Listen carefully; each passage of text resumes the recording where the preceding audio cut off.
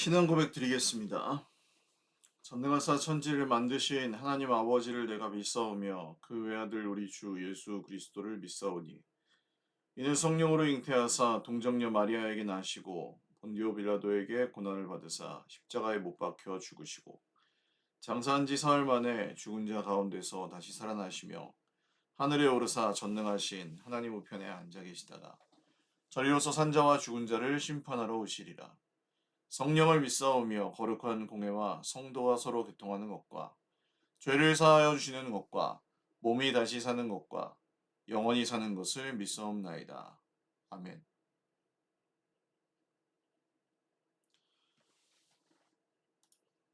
찬송가 304장입니다. 304장 찬송 드리겠습니다. 그 크신 하나님의 사랑 말로 다 형용 못하네. 저 높고 높은 별을 넘어 이 낮고 낮은 땅 위에 죄범한 영혼 구하려 그 아들 보내사 화목제로 삼으시고 죄 용서하셨네. 하나님 크신 사랑은 증량 다 못하네. 영원히 변치 않는 사랑 성도여 찬양하세. 괴로운 시절 지나가고 땅 위에 영화 쇠할 때 주 믿지 않던 영혼들은 큰 소리 외쳐 울어도 주 믿는 성도들에게 그 사랑 베푸사 우리의 죄 사했으니 그네 잊을까. 하나님 크신 사랑은 증량 다 못하네. 영원히 변치 않는 사랑 성도여 찬양하세. 하늘을 두루마리 삼고 바다를 먹물 삼아도 한없는 하나님의 사랑 다 기록할 수 없겠네. 하나님의 크신 사랑 그 어찌 닿았을까. 저 하늘 높이 쌓아도 채우지 못하리. 하나님 크신 사랑은 측량 다 못하며 영원히 변치 않는 사랑 성도요 찬양하세. 아멘. 하나님 말씀 요한계시록입니다. 요한계시록 10장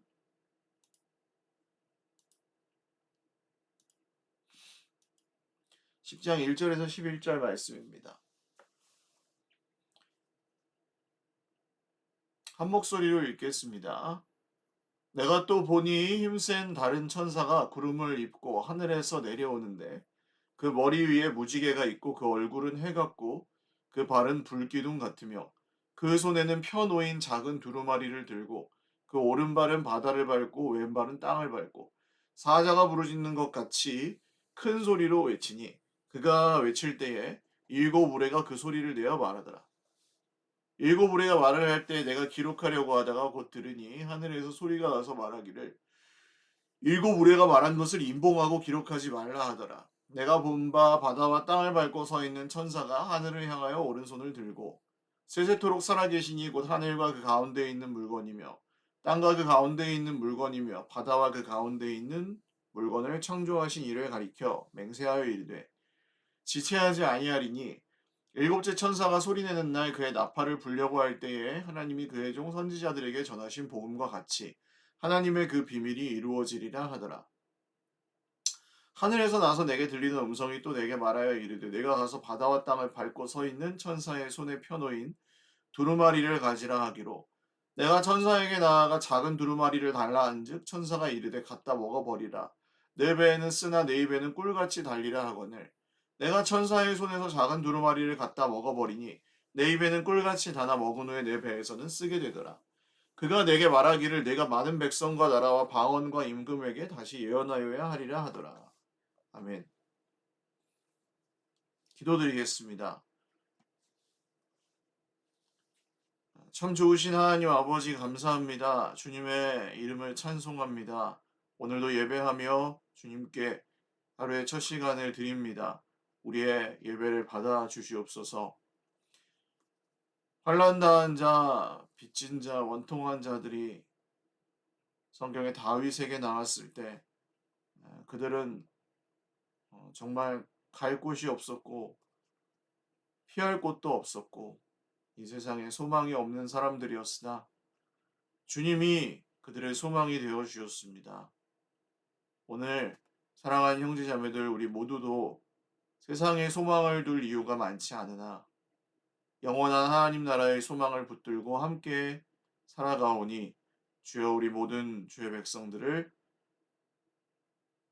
오늘도 격려하여 주시고 위로하여 주시고 새 힘을 허락하여 주시옵소서.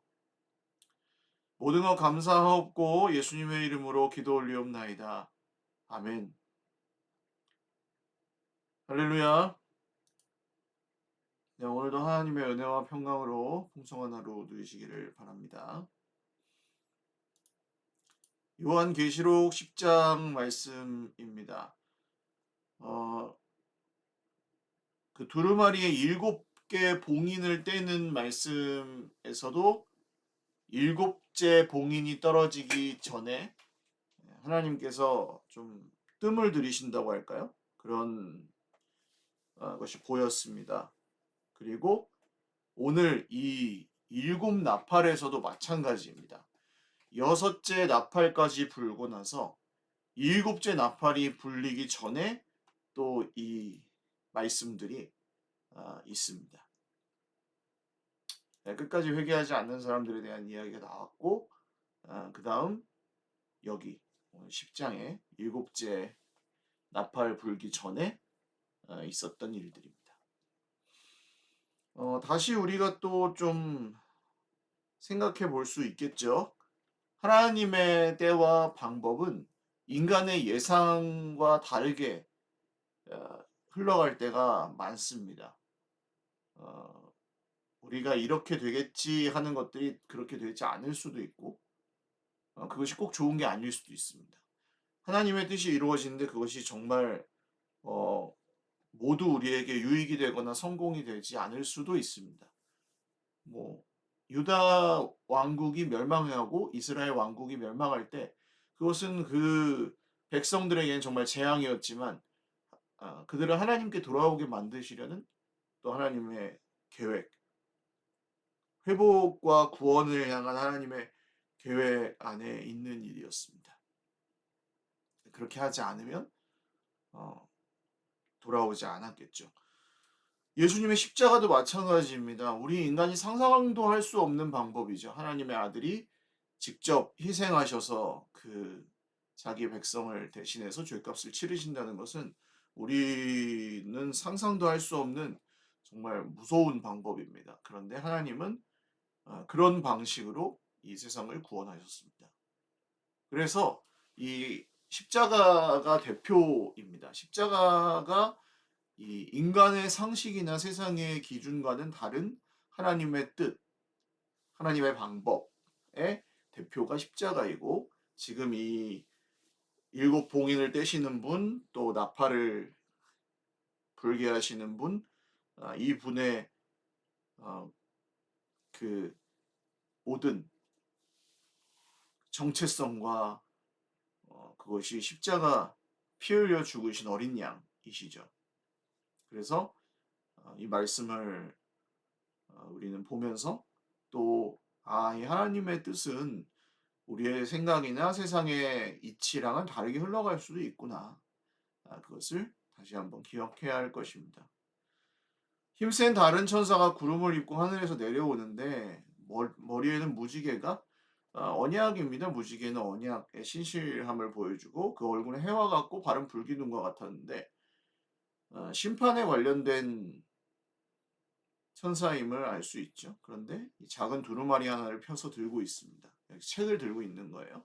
책에 무엇이 쓰여져 있는지는 나오지 않지만 어쨌든 두루마리 하나를 펴서 들고 있었고요.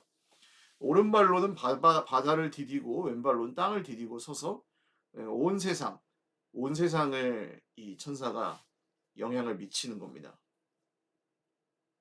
사자가 울부짖듯이 큰 소리로 부르짖었더니 7개 번개 천둥이 그 소리를 내서 말했다. 7천둥이 말했다는 건 정말 큰 소리로 모든 사람이 들을 수 있는 그런 말이었죠.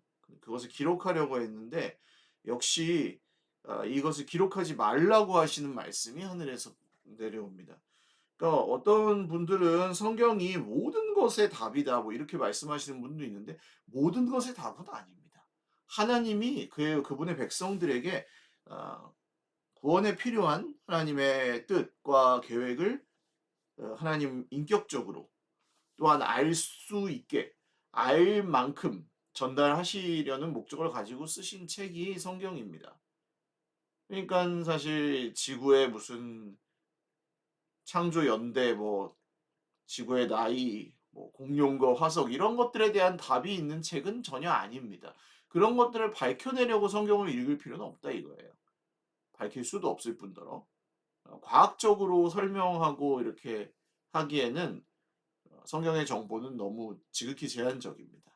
과학책이 아니라는 뜻이에요. 그래서 기록되지 않은 말씀들도 이 안에 있습니다. 하나님께서 이 세상의 모든 걸 다 기록해 놓으신 건 아니라는 뜻이에요. 그러나 우리는 그 가운데에서도 믿는 거죠. 그러니까 믿음입니다, 결국. 여기 하나님께서 우리에게 필요한 말씀만큼은 다 기록해 놓으셨고 기록해 두지 않으신 것도 있다. 기록해 두지 않으신 하나님의 뜻도 있다. 그것을 최대한 따르고 분별하기 위해서 우리에게 믿음이 필요하고 또한 성도의 인내가 필요합니다. 자, 그래서 이 천사가 하늘을 향해서 오른손을 들고 세세토록 살아계시니 하늘과 그 가운데 있는 물건이며 땅과 그 가운데 있는 만물이죠. 만물을 창조하신 분을 가리켜 맹세하여 이르되 얼마 남지 않았다. 지체하지 아니하리니 일곱째 천사가 불려고 하는 나팔 소리가 나는 날에는 하나님이 그의 종 선지자들에게 전하신 복음과 같이 하나님의 비밀이 이루어질 것이다. 그래서 일곱째 천사가 이 나팔을 불기 전에 이 천사는 그 두루마리를 들고 이 두루마리에 기록된 하나님의 심판과 구원의 일들이 다 이루어질 거라고 예고하는 역할을 하는 그런 천사입니다. 결국 이 하나님의 복음, 그의 종 선지자들에게 전하신 복음이다 하는 이야기는 계시록에서도 또 나오죠. 그 마지막 22장에서도 6절에 이 말은 신실하고 참된지라 주고 선지자들의 영이 하나님의 그의 종들에게 반드시 속히 되어질 일을 보이시려고 그의 천사를 보내셨도다. 그러니까 이 말씀, 하나님께서 약속하신 말씀들이 반드시 이루어질 것을 얘기하고 있습니다. 이게 우리한테 어떤 의미가 있을까요? 하나님의 말씀이 지금 우리가 눈으로 보기에는 그렇지 않은 것 같아도 반드시 그 말씀대로 이루어진다. 이것은 우리의 소망의 이유입니다. 오늘 내 인생이 지금 뭐 그렇게 긍정적으로 잘 풀리고 그러지 않을 수도 있습니다. 오히려 그렇지 않을 가능성이 더 높습니다. 여러분 세상에는 부자보다 가난한 사람이 더 많고 잘난 사람보다는 그렇지 않은 사람이 더 많습니다. 높은 사람보다 그렇지 않은 사람이 더 많습니다. 많은 권력을 소유한 사람이 있는가 하면 그 권력에 지배당하거나 억압당하는 사람들도 있습니다. 이런 것처럼 이 세상의 절대 다수는 세상에서 이렇게 아무리 노력하고 해도 그만큼 뭐 자기가 부러워하고 생각하는 목표로 하는 만큼 그것을 이루지 못하는 사람들이 더 많다는 거예요. 더군다나 이 깨어진 세상 속에서 모든 사람들이 욕심을 부리며 정말 싸우며 경쟁하며 살아가는 이 세상에 아 그렇게 우리가 원하는 것들이 다 이루어진다고 할 수는 없겠습니다.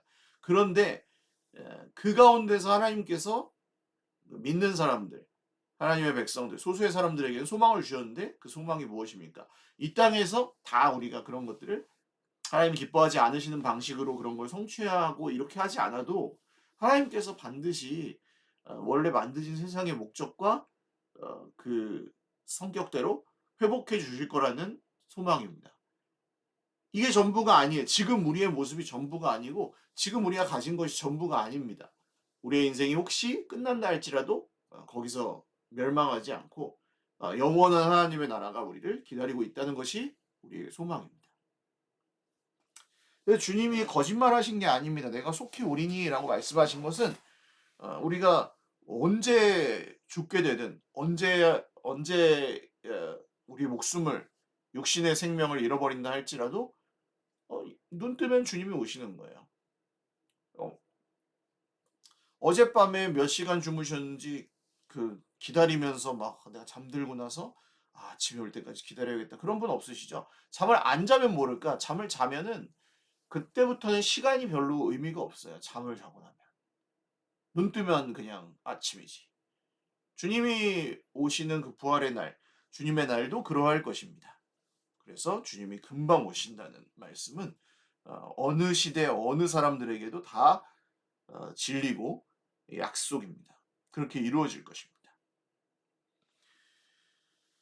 하늘에서 나던 음성이 이 두루마리를 가져가라. 작은 천사가 가지고 있는 그 작은 두루마리를 가져다가라 해서 천사에게 나아가서 작은 두루마리 달라고 했더니 갖다가 먹어버리라 합니다.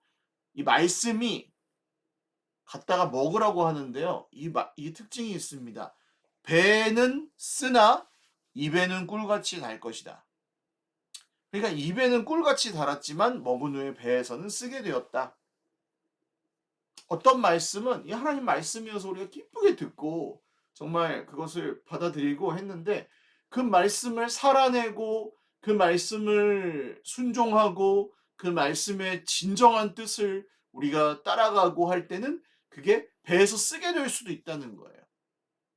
십자가가 그런 것이죠. 십자가가 정말 영적인 어린아이로서 우리가 처음 정말 응애응애하고 태어났을 때는 십자가는 구원이고 감격이고 하나님의 사랑의 상징이고 너무 좋아. 하나님 너무 감사해요.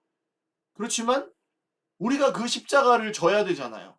그다음부터 누구든지 나를 따라오려거든 자기를 부인하고 자기 십자가를 지고 따라올 것이니라 말씀하셨을 때 everyone이에요. 모든 사람들은 나를 따라오려는 모든 사람들은 자기 십자가를 지고 따라올 것이니라. 그럼 우리가 지고 가야 될 십자가가 있는 거죠. 그러면 그때부터는 배에서 쓴 말씀이죠. 인내하고 용납하고 서로 사랑하고 순종하고 희생하고 헌신하고 기다리고 하는 이 모든 일들이 내 성질대로 하고 내 자존심과 이익을 따라서 하면은 다 쉬운 일이에요. 그건 그냥 인간 본성대로 행하면 되는 거죠. 꼴 보기 싫은 사람 안 보고 이익이 안 되면 교회 안 나가고 뭐 그냥 이 세상에 별 문제 없을 것 같으면은 믿는 척만 하고 난 그냥 종교는 기독교야 하면서 그냥 사는 거죠. 그냥 내 맘대로 말로만 믿는다고 하면서 그게 그냥 입에 꿀같이 단 말씀만 먹고 사는 거예요. 그냥 감탄고토라 그러죠. 달면 삼키고 쓰면 뱉는다고. 딱 달콤한 부분까지만 먹는 거예요. 그렇지만 그 말씀이 진짜 말씀은 어떻습니까? 입에는 달지만 그것이 배에선 쓰게 되는 말씀이 진짜 말씀일 수도 있습니다. 우리가 고난 중에 배우는 말씀, 고난 당하기 전에는 내가 그릇 행하였더니 고난 당한 후에야 내가 주님을 믿게 되었습니다. 알게 되었습니다. 성경 기자들이 말하는 거예요.